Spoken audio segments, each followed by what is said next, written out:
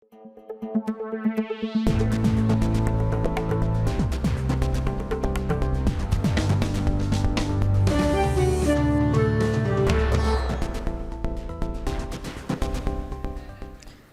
এখন জনপদে পুরো আয়োজন জুড়ে সঙ্গে আছি আমি জেনিসিয়া বর্ণা। বাগে আসছে না চালের বাজার। গেল 15 দিন ধরে বস্তা প্রতি 200 থেকে 300 টাকা পর্যন্ত বেড়ে বিক্রি হচ্ছে চাল। ঊর্ধ্বমুখী মাংসের বাজারও।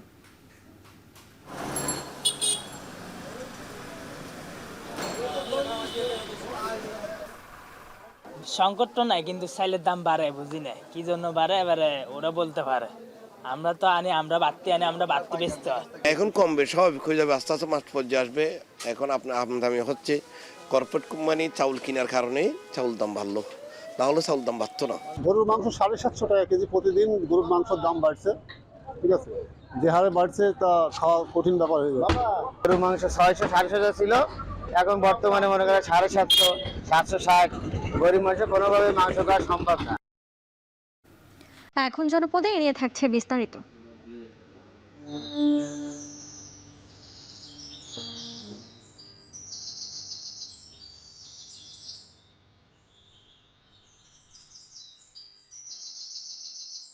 শীত ভালো পড়ে, সেইগুলো খুব স্যান্ড করবে।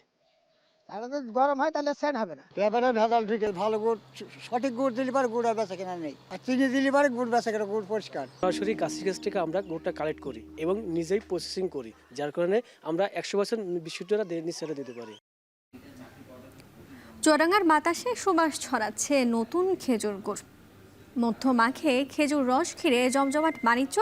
গাছ কমায় ছোট হচ্ছে গুড়ের অর্থনীতির আকার। এখন জনপদে এ নিয়েও থাকছে প্রতিবেদন।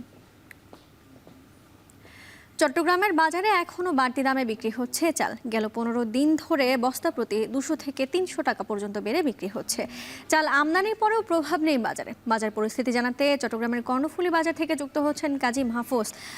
মাহফুজ, জানতে চাই আমদানির পরেও কেন বাজারে প্রভাব নেই, ব্যবসায়ীরা কি বলছেন? ওটা শুরুতে আপনি যেমনটি বলছিলেন, গত 15-20 দিন আগে চট্টগ্রামের বাজারে চালের দাম বস্তাপ্রতি 200 থেকে 300 টাকা পর্যন্ত বেড়েছিল। সেই দামে কিন্তু বর্তমান বাজারে চাল বিক্রি হচ্ছে। এখানে যারা ব্যবসায়ী আছেন তাদের সাথে আমরা কথা বলেছি। আপনাকে বলে রাখি যে গত কিছুদিন আগেও কিন্তু মিয়ানমার এবং ভারত থেকে বেশ কিছু চাল আমদানি হয়েছে। আমরা দেখতে পাচ্ছি যে মোটা যে চাল, সেই চালটি কিন্তু আজকের বাজারে বিক্রি হচ্ছে 60 থেকে 62 টাকায়, অথচ এই চালটি 10 থেকে 15 দিন আগেও বিক্রি হয়েছিল কেজি প্রতি 55 থেকে 56 টাকায়। এছাড়া অন্য যে চালগুলো আছে এর মধ্যে মাঝারি ধাঁচের যে চালগুলো রয়েছে সেগুলো আজকের বাজারে বিক্রি হচ্ছে 70 থেকে 75 টাকায়, আর সরু চাল সেগুলো বিক্রি হচ্ছে 85 থেকে 90 টাকায়। এখানে আসলে আমরা বাজার ঘুরে যেটি দেখতে পাচ্ছি এবং ব্যবসায়ীদের সাথে কথা বলে যেটি জানতে পারছি সেটি হলো যে কর্পোরেট পর্যায়ে আসলে চালের দাম নিয়ন্ত্রণ করা হচ্ছে, চালের সরবরাহ নিয়ন্ত্রণ করা হচ্ছে, যার কারণে ভোক্তা পর্যায়ে এসে চালের দাম বেড়ে যাচ্ছে এবং যারা ক্রেতা আছেন তাদেরকে বেশি দামে কিনতে হচ্ছে। আর যারা এখানে আড়তদার আছেন, পাইকার আছেন, তারাও কিন্তু একই কথাই বলছেন। সেই জায়গাতে যদি কর্পোরেট পর্যায়ে চালের বাজারকে নিয়ন্ত্রণ করা যায়, যেহেতু চালের সরবরাহ এখন কিন্তু পর্যাপ্ত, একদিকে আমন ধানের ভরা মৌসুম, অন্যদিকে আমরা দেখতে পাচ্ছি যে মিয়ানমার থেকে গত কিছুদিন আগেও কিন্তু 22,000 টন চাল আমদানি হয়েছে, সেগুলো খালাস হয়েছে। একই সাথে ভারত থেকে কিন্তু কয়েক ধাপে চাল আমদানি হয়েছে। আসলে এত চাল আমদানি হচ্ছে এবং আমন ধানের মৌসুম হওয়ার পরও কেন চালের দাম কমছে না সেটি কিন্তু প্রশ্ন থেকে যায় এবং ক্রেতা পর্যায়ে কিন্তু একটা অসন্তোষ তৈরি হয়েছে। সেই জায়গাতে এখানে আমরা দেখতে পাচ্ছি যে ক্রেতা থেকে শুরু করে যারা বিক্রেতা আছে, বিশেষ করে খুচরা বিক্রেতা এবং পাইকারি বিক্রেতা, তারা বলছেন যদি আসলে মিল মালিক পর্যায়ে এই বাজারকে মনিটরিং জোরদার করা হয়, একই সাথে সরবরাহ চেইন যদি স্বাভাবিক রাখা হয়, যেহেতু সরবরাহ ভালো রয়েছে, সেটি যদি আসলে চেইন স্বাভাবিক রাখা হয় তাহলে হয়তো অল্প কিছুদিনের মধ্যে চালের বাজার নিয়ন্ত্রণে চলে আসবে এবং কম দামে কিন্তু ভোক্তা পর্যায়ে বিশেষ করে নিম্ন মধ্যবিত্ত মানুষ তারা কম দামে চাল কিনতে পারবে, এমনটি আশা করছেন এখানকার খুচরা এবং পাইকারি বিক্রেতারা। তো এই ছিল আমার কাছে চট্টগ্রাম থেকে চালের বাজারের সবশেষ। এবার মাংসের বাজারের খবর জানতে চাই। বগুড়ার বাজারে ঊর্ধ্বমুখী মাংসের দাম, সপ্তাহ ব্যবধানে কেজিতে 20 থেকে 30 টাকা বেড়ে ব্রয়লার বিক্রি হচ্ছে 200 থেকে 220 টাকায়। বাজার পরিস্থিতি জানাতে বগুড়ার কলোনি বাজার থেকে যুক্ত হচ্ছেন মাজেদুর রহমান মাজেদ। জানতে চাই, মাংসের দাম বেড়েছে কেন? এ নিয়ে ক্রেতা বিক্রেতা উভয় কি বলছেন? বন্যা, আপনি জানেন যে গত 15 দিন ধরে কিন্তু বগুড়াতে যে শাকসবজির দাম সেটি কিন্তু কমতে শুরু করেছে এবং অনেক কম দাম, কিন্তু মাছ মাংসের দাম কিন্তু একটুও কমেনি। মাছ মাংসে আগের দামে বিক্রি হচ্ছে, বরং কিছু কিছু দাম একটু বেড়েছে। বিশেষ করে এখানে আজকে যে গরুর মাংস, সেই গরুর মাংস বিক্রি হচ্ছে এখানে 720 থেকে 750 টাকা এবং খাসির মাংস বিক্রি হচ্ছে 1100 থেকে 1150 টাকা পর্যন্ত। আর এখানে যে মুরগি, ব্রয়লার মুরগি এখানে বিক্রি হচ্ছে 200 টাকা, 190 টাকা। আর পাকিস্তানি মুরগি বিক্রি হচ্ছে 320 থেকে 340 টাকা কেজি দরে। আর এই দাম বৃদ্ধি হওয়ার কারণে যে এখানে ভোক্তারা সেটি বলছেন যে শাকসবজির দাম কমলেও কিন্তু এই মাছ মাংসের দাম কিন্তু কমে নেই। আর এখানে যে মাংসের দাম না কমার কারণ হিসাবে এখানে যে যারা গোশ বিক্রি করেন তারা যেটি বলছেন যে গরুর দাম বেশি হওয়ার কারণে তাদের দাম কমাতে পারেনি। কিন্তু এখানে বাজার দৃষ্টিতে দেখা যায় যে এখানে যে 750 টাকা যে গরুর মাংস বিক্রি করছে, একটু শহর থেকে একটু দূরে গেলেও কিন্তু সে মাংসটা 680 এবং 700 টাকা বিক্রি করতে পারছে তারা।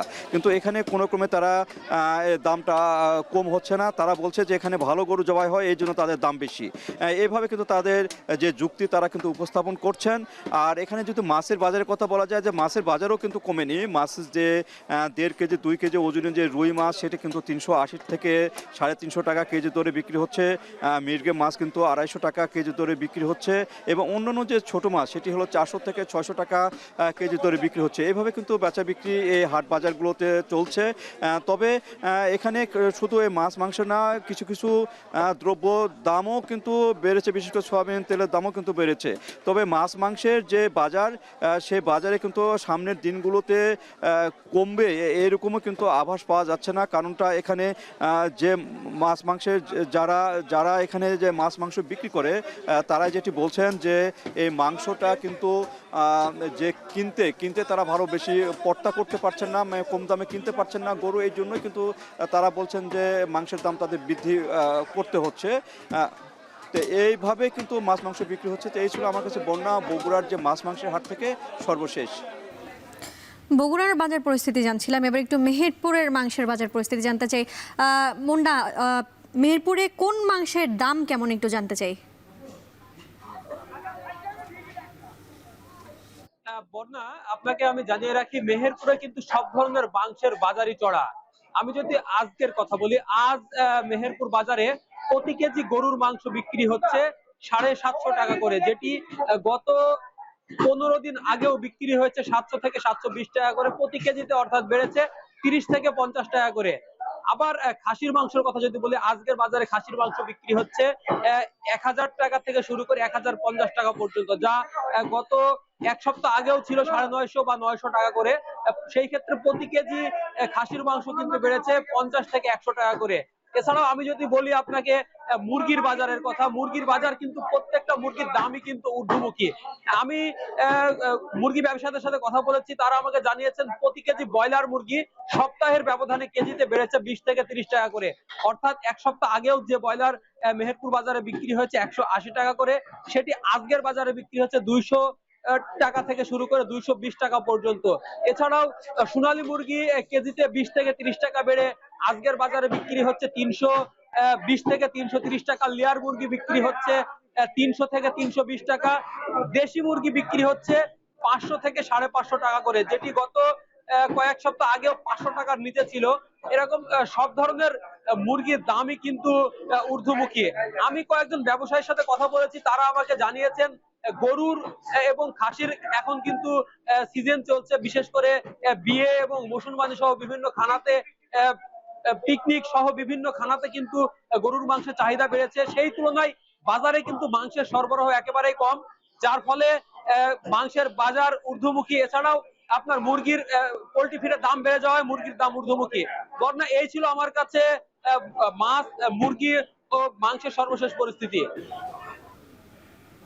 মেহেরপুরের মাংসের বাজার পরিস্থিতি জানছিলাম। খেজুর গুড়ের ঘ্রাণ আর রসের ঘনত্ব বলে দেয় এখন কি মাস। এই যে হাড়ি ভর্তি রস আর এই যে গাছিদের ব্যস্ততা, এই ব্যস্ততা দেখে আমরা বলে দিতেই পারি এটি মধ্য মাঘের প্রকৃতি। এ সময় মৌসুমী ব্যবসায়ীদের ব্যবসা থাকে তুঙ্গে, বড় ব্যবসায়ীদের লক্ষ্য থাকে কোটি টাকার উপরে ব্যবসা করার। চুয়াডাঙ্গা ঘুরে আরও জানাবেন সিফাত শাহরিয়ার।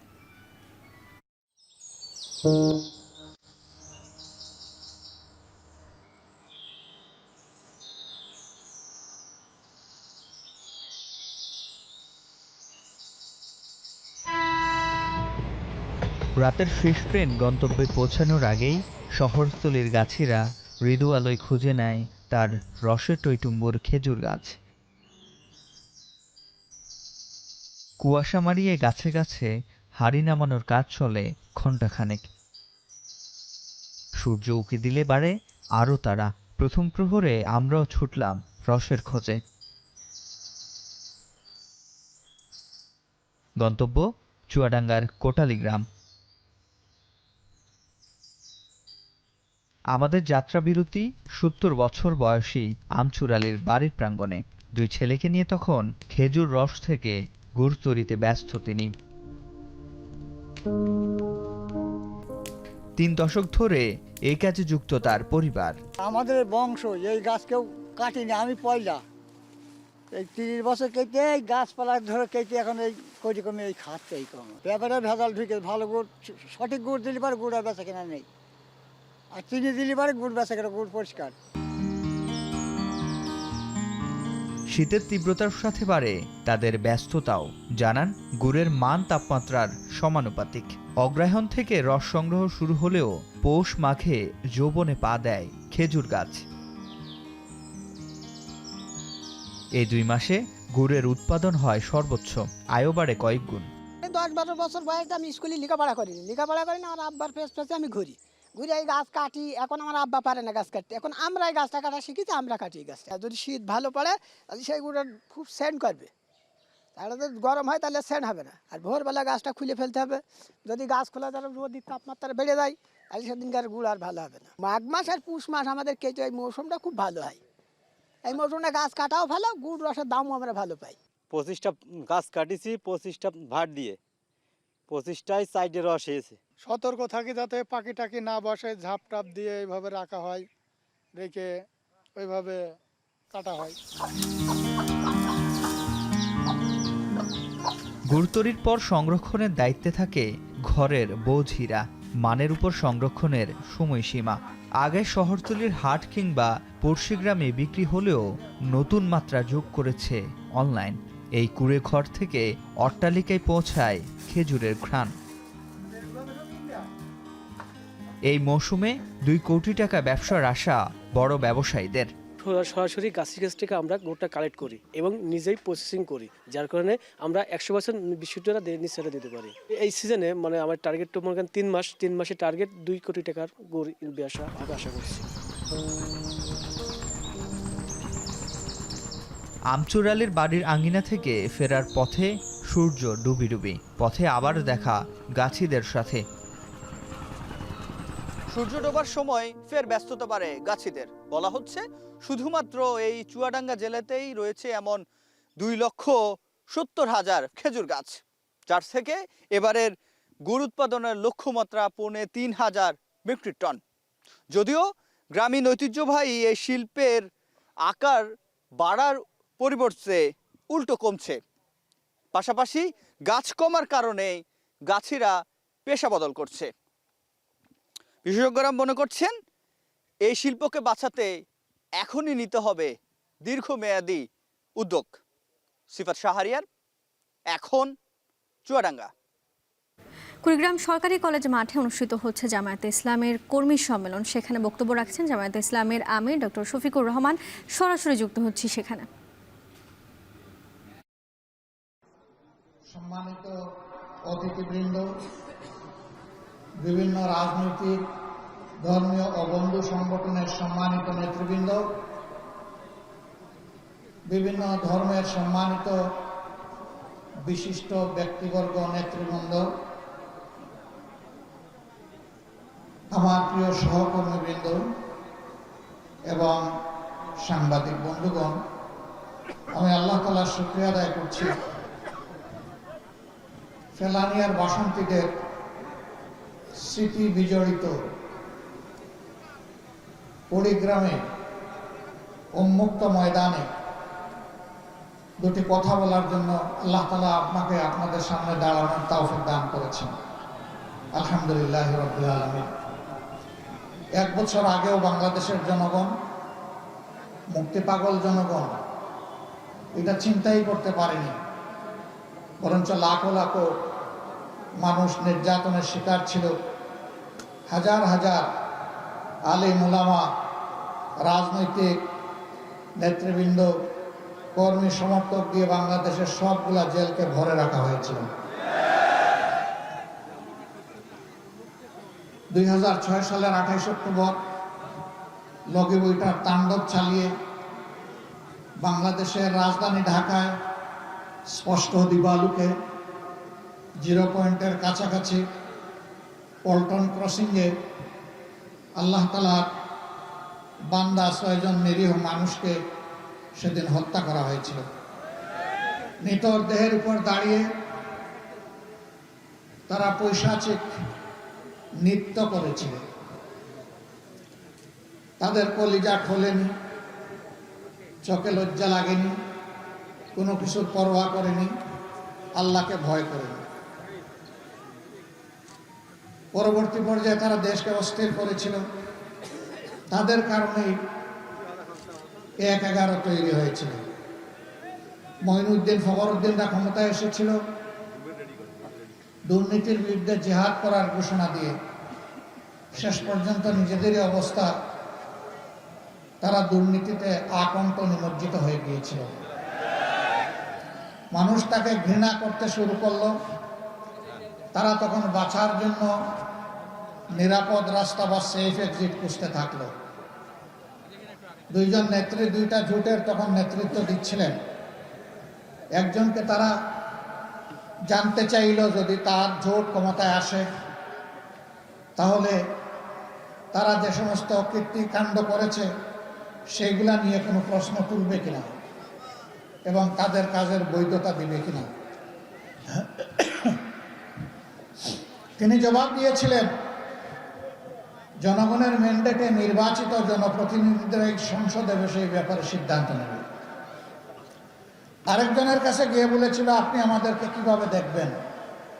তিনি বলেছিলেন, আমি তোমাদের কোনো বিষয়ে কোনো প্রশ্ন করব না, তোমাদের সব কিছুর বৈধতা দিব। কাদ্দামা ওয়াখার, আগে পরে যা করেছে সব কবুল। কুড়িগ্রামে বক্তব্য রাখছিলেন জামায়াতে ইসলামের আমির ডক্টর শফিকুর রহমান, যুক্ত ছিলেন সেখানে। কুয়াশায় দীর্ঘ সময় বন্ধ থাকার পর পাটুরিয়া, দৌলতদিয়া এবং আরিচা কাজেরহাট নৌ রুটে ফেরি চলাচল শুরু হয়েছে। 9 ঘন্টা বন্ধ থাকার পর সকাল 10:30টার দিকে ফেরি চলাচল শুরু হয়। ফেরি চলাচল ব্যাহত হয়, ফেরিঘাটে আটকা পড়ে অ্যাম্বুলেন্স সহ অসংখ্য যানবাহন।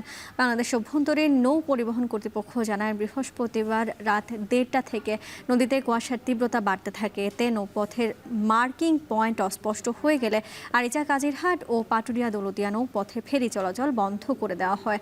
কুয়াশার তীব্রতা কমে গেলে আরিচা কাজিরহাট নৌপথে পুনরায় ফেরি চলাচল শুরু হবে বলে জানায় কর্তৃপক্ষ।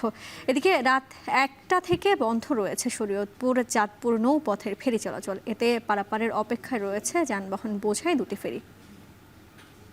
সাপ্তাহিক ছুটির দিনে নওগাঁর ফুটপাতে জমে উঠেছে শীতের পোশাক বেচাকেনা, যেখানে 30 টাকা থেকে শুরু করে 500 টাকা পর্যন্ত পাওয়া যাচ্ছে বিভিন্ন ধরনের পোশাক। এ নিয়ে বিস্তারিত জানাতে নওগাঁর বাটার মোড় থেকে যুক্ত হচ্ছেন আব্বাস আলী। আব্বাস আলী, জানতে চাই ফুটপাতে পোশাক কিনতে ক্রেতাদের ভিড় কেমন দেখছেন এবং কোন ধরনের পোশাক বেশি পাওয়া যাচ্ছে?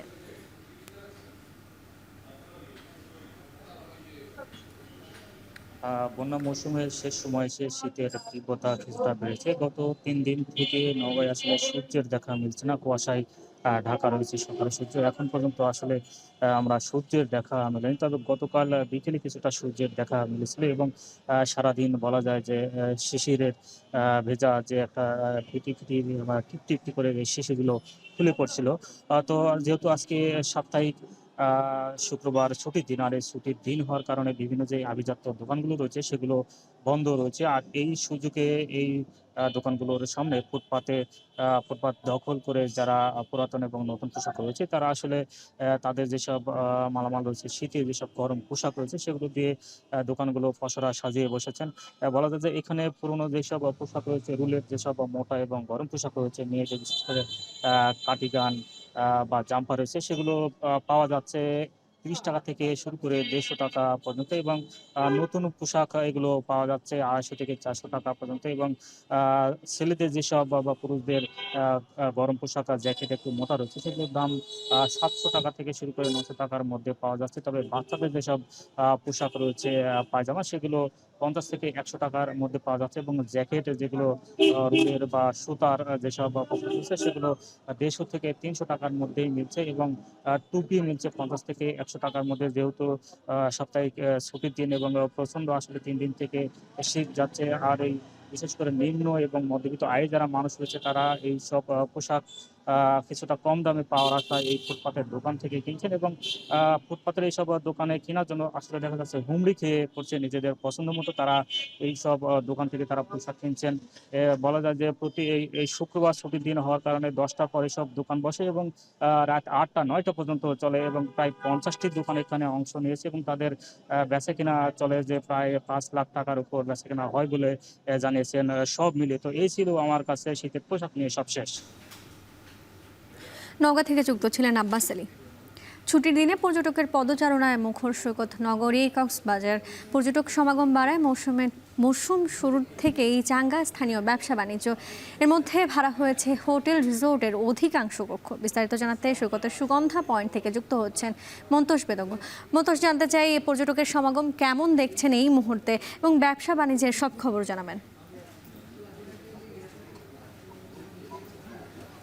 বন্যা, এবারের শীত মৌসুমটা আসলে উৎসবের উপলক্ষ নিয়ে হাজির হয়েছে কক্সবাজারের পর্যটন খাতের ব্যবসায়ীদের জন্য, এবং আমরা দেখছি যে অক্টোবরের মাঝামাঝি সময় থেকে পর্যটকদের যে কক্সবাজার মুখী হওয়ার যে ঢল সেটি কিন্তু এখন পর্যন্ত অব্যাহত রয়েছে। এবং বিশেষত ছুটির দিনগুলোতে উপচে পড়া ভিড় আসলে এখানে কক্সবাজার পর্যটন শহর জুড়ে এই ভিড়টি আসলে থাকছে। এবং স্বাভাবিকভাবে যেহেতু পর্যটকের ব্যাপক উপস্থিতি আছে, এটির কারণে সৈকত কেন্দ্রিক যে ব্যবসা বাণিজ্য কিংবা হোটেল মোটেল জোনের কথা যদি বলি, এখানে 5 শতাধিক হোটেল মোটেল রিসোর্ট রয়েছে, এর বাইরে 3 শতাধিক রেস্তোরাঁ রয়েছে। এইসব ব্যবসা প্রতিষ্ঠানে কিন্তু তাদের যে বেচা কেনা সেটি জমে উঠেছে, এবং হোটেল মালিকদের মধ্যে একটা উচ্ছ্বাস আনন্দ কিন্তু বিরাজ করছে। তারা আমাদেরকে যেটি জানিয়েছে যে এই ছুটির দিনে 70 থেকে 80% বেশি কক্ষ কিন্তু অধিকাংশ হোটেলে বুকিং রয়েছে, এবং বিশেষ করে তারকা মানের যে হোটেলগুলো সেগুলোতে শতভাগ কক্ষ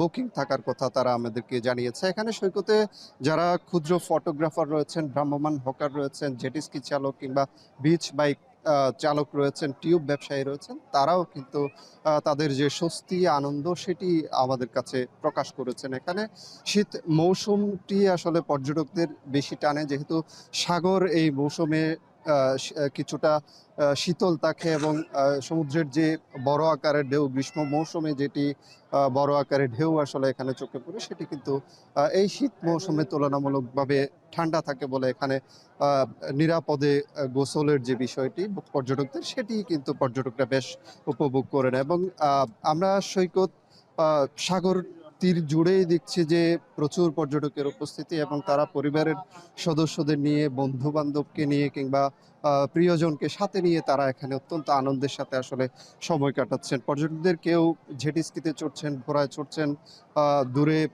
দূর সমুদ্রে আসলে ঘুরে আসছেন জেটিস্কি নিয়ে অনেকে, এবং এভাবে নানাভাবে তারা কিন্তু আনন্দ উচ্ছ্বাসে এখানে সময়টা কাটাচ্ছেন। এখানে সমুদ্র সৈকত ছাড়াও অন্যান্য যে দর্শনীয় স্থানগুলো রয়েছে, বিশেষ করে ইনানি হিমছড়ি, দরিয়ানগর কিংবা সেন্ট মার্টিন দ্বীপের কথা যদি বলি, এর বাইরে মহেশখালের আদিনাথ মন্দির রয়েছে, রামুর বৌদ্ধ বিহারগুলো রয়েছে, এইসব পর্যটন স্থানগুলোতে কিন্তু পর্যটকদের বিচরণ বেড়েছে। এ কারণে এখানকার সেই সব জায়গার যেসব ব্যবসা প্রতিষ্ঠান রয়েছে সেই ব্যবসা প্রতিষ্ঠানগুলোতে একটা চাঙা ভাব একটা স্বস্তি কিন্তু কাজ করছে। এবং পর্যটন ব্যবসার সাথে যারা জড়িত তারা যেটি বলছেন যে এই মৌসুমে পর্যটক সমাগম হবে সেই আশায় কিন্তু তারা প্রচুর অর্থ এখানে নতুনভাবে শীত মৌসুম শুরুর আগে বিনিয়োগ করেছে না, এবং সেই অর্থটি তারা আসলে এখানে এই মৌসুমে তারা যে প্রত্যাশিত পর্যটক সমাগমটি হচ্ছে সেটির কারণে তাদের যে ব্যবসায়িক লগ্নি তারা যে অর্থলগ্নি করেছেন সেটি আসলে উঠিয়ে নিতে পারছেন, এবং তারা এই মৌসুমে কয়েক হাজার কোটি টাকার বাণিজ্যের তারা আশা করছেন। বন্যা কক্সবাজার সৈকত থেকে আমার কাছে এই ছিল সবশেষ। 11 মাসেরও বেশি সময় বন্ধ থাকার পর ব্রাহ্মণবাড়িয়ার আশুগঞ্জ সার কারখানায় ফের ইউরিয়া উৎপাদন শুরু হয়েছে। তবে গ্যাসের চাপ কম থাকায় উৎপাদনে গতি আনা যাচ্ছে না। এ নিয়ে বিস্তারিত জানাতে আশুগঞ্জ থেকে যুক্ত হচ্ছেন আজিজুল সঞ্জয়। সঞ্জয়, সার কারখানায় উৎপাদনের বর্তমান পরিস্থিতি নিয়ে একটু জানতে চাই, এবং সেই সাথে জানতে চাই গ্যাস সংকট নিরসনে কোনো পদক্ষেপ আছে কিনা।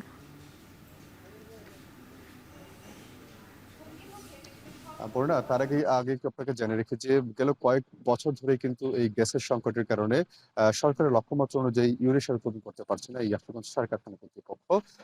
মূলত গত বছরের 21শে ফেব্রুয়ারি থেকে গ্যাস সরবরাহ বন্ধের কারণে এই কারখানায় ইউরিয়া সার উৎপাদন বন্ধ করেছিল কর্তৃপক্ষ।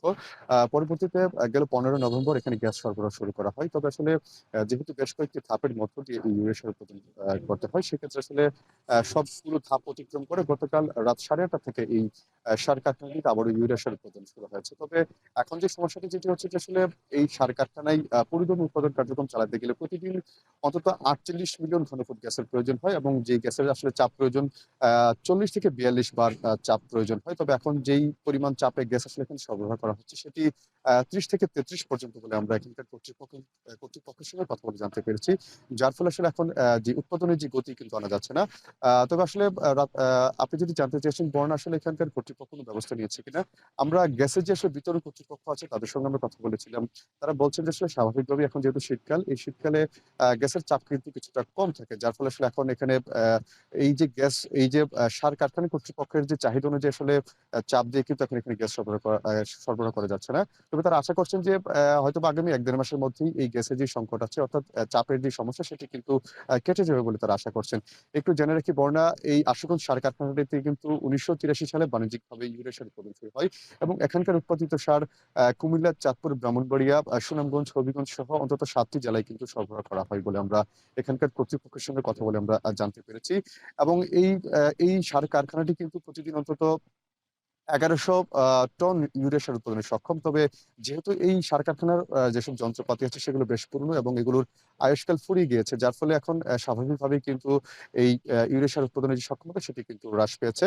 এখন কিন্তু আমরা যে তথ্যটি পেয়েছি যে 2022-23 অর্থ বছরে এই সার কারখানায় ইউরিয়া সার উৎপাদনের জন্য লক্ষ্যমাত্রা নির্ধারণ করা হয়েছিল 3 লক্ষ মেট্রিক টন। তার বিপরীতে মাত্র উৎপাদন হয়েছে 1,57,000 টনের কিছু বেশি। এছাড়া যেটি শেষ হয়েছিল অর্থ বছর 2023-24 অর্থ বছর, এই অর্থ বছরেও এখানে লক্ষ্যমাত্রা নির্ধারণ করা হয়েছিল 1 লক্ষ মেট্রিক টন সার উৎপাদনের জন্য। তবে তখন উৎপাদন করা হয়েছে মাত্র 48,000 টনের বেশি। অর্থাৎ প্রতি অর্থ বছরেই কিন্তু এখানে সরকারের যে লক্ষ্যমাত্রা থাকে সার উৎপাদনের ক্ষেত্রে, সেক্ষেত্রে কিন্তু এই সার উৎপাদন করা যাচ্ছে না। মূলত এখানে গ্যাসের যে সংকট, এই সংকটের কারণে এই সময়টি করা যাচ্ছে না। তবে বর্ণা তারা আশা করছেন যে এই গ্যাসের সংকটটি কেটে গেলে আবারও তারা পরিবহনের কার্যক্রম শুরু করতে পারবেন উৎপাদন। সেক্ষেত্রে এই যে এখন যেই সমস্যা যেটি হচ্ছে সেটি আর থাকবে না। তো বর্ণা, আমার কাছে এই ছিল আশুগঞ্জ সার কারখানা থেকে এখানকার উৎপাদন সম্পর্কিত সবশেষ তথ্য। আশুগঞ্জ থেকে যুক্ত ছিলেন সহকর্মী আজিজুল সঞ্জয়। ব্রিটিশ শাসনামলে গড়ে ওঠা খুলনার রেলওয়ে কলোনি এখন জরাজীর্ণ বস্তিতে পরিণত হয়েছে। কর্মকর্তা কর্মচারীরা না থাকলেও তাদেরকে ভাড়া দিয়ে কলোনিতে থাকছেন সাধারণ মানুষ। স্বাস্থ্য ঝুঁকিতে থাকা কয়েক হাজার মানুষের খোঁজ এখন সংস্কারের। রামিম চৌধুরীর প্রতিবেদন, ক্যামেরায় ছিলেন Helal Molla. Khulna railway colony. Rail স্টেশনের পাশ দিয়ে গড়ে ওঠা এই কলোনি প্রায় 100 বছরের পুরনো। ব্রিটিশ শাসনামলে গড়ে ওঠা এই কলোনি তৈরি হয়েছিল রেল সংশ্লিষ্ট বিভিন্ন বিভাগের কর্মকর্তা কর্মচারীদের বসবাসের জন্য। তবে বাস্তব চিত্র ভিন্ন। খাতা কলমে রেল কর্মকর্তাদের নামে কলোনি বরাদ্দ থাকলেও সেখানে বেশিরভাগ কলোনিতে বসবাস করছে অন্যরা। অগ্রিম 20 থেকে 30,000 টাকা দিয়ে রেল কর্মকর্তাদের কাছ থেকে এসব কলোনি ভাড়া নেন তারা। প্রতি মাসে দেন 2 থেকে 5,000 টাকা। আগে স্টাফরা থাকতো, এখন স্টাফরা এগুলো ভাড়া দিয়ে অন্য সাইডে তারা থাকে। এই না পাবলিক থাকতে দেয়, এই যে আমিও ভাড়া দিই, অলি চাই অলি ভাড়া দেয়, সবাই ভাড়া। এগুলো ভাই যে কোয়ার্টার পায়, রেলে চাকরি করে, ওনরা যে নিজেকে বাড়ি আছে ওনরা ভাড়া দিয়ে দেয়। তখন আমরা গরিব মানুষ উঠে ঘর উঠেই থাকি, তাদের কিছুটা জাগার ভাড়া দিই। খুলনা রেলওয়ে কলোনির লাল ভবনগুলো ঢেকে গেছে ছোট ছোট টিনের ঘরে। ভবনগুলো ঘিরে গড়ে উঠেছে শত শত অস্থায়ী ঘর, যেখানে গাদাগাদি করে বসবাস করছেন কয়েক হাজার পরিবার। যেখানে ঢুকলেই চোখে পড়বে ময়লার ভাগাড়। অস্বাস্থ্যকর পরিবেশে বসবাস করছেন প্রায় 10,000-এরও বেশি মানুষ। খুলনার শত বছরের পুরনো রেলওয়ে কলোনি এখন পরিণত হয়েছে বস্তিতে। এখানকার হাজারো মানুষ বসবাস করছে এরকম ড্রেনের ময়লা পানির সাথে। এই কলোনির ঘরগুলো যাদের নামে বরাদ্দ দেওয়া হয়েছে তাদের বেশিরভাগই কিন্তু প্রতি মাসে ভাড়া নিয়ে সরে পড়েন। তবে এখানকার সমস্যার মুখোমুখি হতে হচ্ছে সাধারণ ভাড়াটিয়াদের। বর্ষা হইলে আমাদের এই জায়গায় পানিতে তলায় যায়, প্রতিটা ঘরে পানি উঠে বেড়ে যায়। বাথরুমের তো কোনো ব্যবস্থা নেই, ওই কোনো রকম ওই ড্রেনের পাশে নিজেরা কোনো রকম বানাই এইভাবে জীবনযাপন করা। কারণ এটা সরকারি কোয়ার্টারে সরকারি বিল নেয়, তাদের তো মাথা ব্যথা নেই। যদিও যেসব রেল কর্মকর্তারা কলোনিতে বসবাস করছেন তারাও আছেন স্বাস্থ্য ঝুঁকিতে। এছাড়াও এখানে না থাকার পেছনে সবথেকে বড় কারণ হিসেবে দায়ী করা হচ্ছে নোংরা পরিবেশকে। কলোনি বলতে তো পরিবেশ একটু এলোমেলো থাকেই, সেই ক্ষেত্রে হয়তো বা মানুষ কলোনিতে থাকতে চায় না। বর্ষাকালে অল্প বর্ষাতেই পানি উঠে যায়, সবাই চিন্তা করে যে একটা ভালো পরিবেশে থাকতে, এখানে থাকার মতো আসলে পরিবেশ নেই। খুলনা রেলওয়ে কলোনির বরাদ্দ ও দেখভালের দায়িত্ব রয়েছে ঊর্ধ্বতন উপসহকারী প্রকৌশলী অফিসের। তাদের দেওয়া তথ্য মতে এখানে 505টি কোয়ার্টারের মধ্যে অবৈধ দখলে রয়েছে 78টি আর খালি পড়ে আছে 17টি। যদিও ক্যামেরার সামনে কথা বলতে রাজি হয়নি সংশ্লিষ্ট কোনো কর্মকর্তা। রামিম চৌধুরী, এখন, খুলনা। হবিগঞ্জের মাধবপুরে শিল্প বর্জ্যের ভয়াবহ দূষণে হুমকির মুখে কয়েকটি গ্রাম। শিল্প প্রতিষ্ঠানের অপরিশোধিত বর্জ্য সরাসরি খালে ছেড়ে দেওয়ায় বাড়ছে দূষণের মাত্রা। দূষণের প্রভাব পড়ছে পরিবেশ ও বাসিন্দাদের জনজীবনের উপর। পরিবেশ কর্মীরা বলছেন, দ্রুত দূষণ বন্ধ না হলে এলাকায় নেমে আসতে পারে মানবিক বিপর্যয়। কাজল সরকারের প্রতিবেদন। স্থানীয়দের কাছে এটি রাজখাল নামে পরিচিত। একসময় এই খালে মাছ শিকার করতেন এলাকাবাসী। এখন মাছ তো দূরের কথা, খালের পানি কুচকুচে কালো, দুর্গন্ধে আশপাশে টেকাই মুশকিল। স্থানীয়রা জানান, হবিগঞ্জের মাধবপুর উপজেলার হরিতলা এলাকায় ঢাকা সিলেট মহাসড়কের পাশে ভার্টিকোয়ার কোম্পানি, পায়োনিয়ার ডেনিম ও নাহিদ টেক্সটাইল নামে 3টি শিল্প প্রতিষ্ঠান গড়ে উঠেছে। অভিযোগ রয়েছে প্রতিষ্ঠান 3টি তাদের উৎপাদিত অপরিশোধিত বর্জ্য ছেড়ে দেয় রাজখালে। এতে খালের পানি হয়ে উঠেছে বিষাক্ত। দূষিত পানিতে নেমে মারা যাচ্ছে হাঁস। চর্মরোগে আক্রান্ত হচ্ছেন এলাকাবাসী। অনেক সময় দুর্গন্ধ আসে এই খালের পানির দ্বারা। আর খালের পানি তো আমরা আগে ইউজ করতাম, ব্যবহার করতাম, এখন আর এগুলা ব্যবহার করা যায় না। কয়েকদিন আগে আমাদের এলাকার একজন কামারি প্রায় 380-এর মতন মারা গেছে এই কালের পানি খাইয়া। এক সপ্তাহ আগে 13টা হাঁস মারা গেছে। 13টা আসলে আমি কোম্পানির দ্বারা গেলে কোনো পাইমো। এলাকার কয়েক হাজার হেক্টর ফসলি জমির সেচের বড় উৎস ছিল এই খাল। সাতপাড়িয়া হাওর, এখতিয়ারপুর হাওর, পিয়াম হাওর ও সাকুশাইল হাওরে বিষাক্ত পানি ঢুকে নষ্ট হচ্ছে ফসলি জমি। সেই সাথে জমি প্রস্তুতে বাড়ছে উৎপাদন খরচ। এই পানি আসার পর থেকে আমরা এই খালি দিয়ে আমরা কোনো মাছ আমরা খাইতে পারি না, সব মাছ মেরে যায়। পুকুরে ঢুকলে তো মানে পুকুরে মাছ যায় মারা, জমিতে উঠলে জমির ফসল নষ্ট হয়ে যায়। আগে তো যে ধান ফলতো অনি ময়লা পানি শেষ।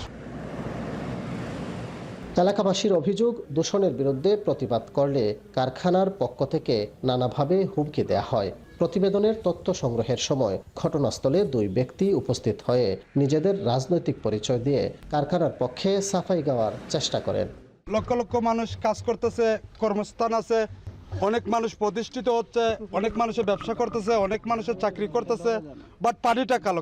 কালো পানি তো সমস্যা নাই, কারণ এই পানিটা জমিনে যদি উঠে উর্বর হয় জমির। ইন্ডাস্ট্রি হওয়ার ফলে এটা উন্নতি সাধিত হচ্ছে। সুতরাং আপনারা যে সমস্ত এই মানে পরিকল্পনা বা এই কর্মকাণ্ড করতেছেন, আমি মনে করতেছি যে বাংলাদেশকে পিছিয়ে নেওয়ার জন্যে। রাজখাল ও আশপাশের এলাকা পরিদর্শন করে ধরিত্রী রক্ষায় আমরা ও খোয়াই রিভার ওয়াটার কিপারের নেতৃবৃন্দ জানান, দূষণ বন্ধে সামাজিক আন্দোলনের পাশাপাশি আইনগত ব্যবস্থা নেওয়া হবে। এখানকার মানুষ আগামী দিনে ক্যান্সারে আক্রান্ত হবে। এগুলিতে ক্রোমিয়াম আছে, ক্যাডমিয়াম আছে, এগুলি কার্সিনোজেনিক। এখানকার গবাদি পশু মারা যাচ্ছে, হাঁস মুরগি মারা যাচ্ছে। আপনারা দেখলেন এখানকার কৃষকের ফলন নাই, ধান খেতে কোনো ফসল হয় না এখানকার পানি দিলে। কাজেই এটা যে বিরাট নেতিবাচক প্রভাব তৈরি করেছে অত্র অঞ্চল এবং জাতীয়ভাবে। সেটা আমলে নিয়ে সরকারকে অবশ্যই এই শিল্প দূষণ বন্ধ করা দরকার। সম্প্রতি খাল ও অভিযুক্ত শিল্প প্রতিষ্ঠান 3টি থেকে নির্গত পানির মান পরীক্ষা করেছে পরিবেশ অধিদপ্তর, যেখানে খালের পানিতে অতিরিক্ত মাত্রায় দূষণের প্রমাণ মিলেছে। খালের যে পানিটা সেটার কোয়ালিটি আমাদের যে টেস্ট রিপোর্ট সেই অনুযায়ী সেটার যে আমাদের প্যারামিটারগুলো আছে পিএইচ, সিওডি, বিওডি এবং টিডিএস, যেগুলো আমরা আমাদের ল্যাবে পরিমাপ করেছি, সেগুলো অধিকাংশই আসলে লিমিটের বাইরে। অর্থাৎ এই পানির যে আমরা যে লিমিট স্ট্যান্ডার্ড ধরে থাকি তার চেয়ে বাইরে। এই রাজখাল বলভদ্র নদী হয়ে মিশেছে মেঘনায়। এতে বৃহৎ এলাকা জুড়ে এই দূষণ ছড়িয়ে পড়ার শঙ্কা দেখা দিয়েছে। কাজল সরকার, এখন, হবিগঞ্জ। এই ছিল এখন জনপদে। যাবার আগে জানিয়ে দিতে চাই, এখন টেলিভিশন ওয়েবসাইটে দেখতে হলে ভিজিট করুন www.ekon.tv। ফেসবুকে দেখতে হলে ভিজিট করুন facebook.com/tv.ekon। আর ইউটিউবে দেখতে হলে ভিজিট করুন youtube.com/c/ekhon tv।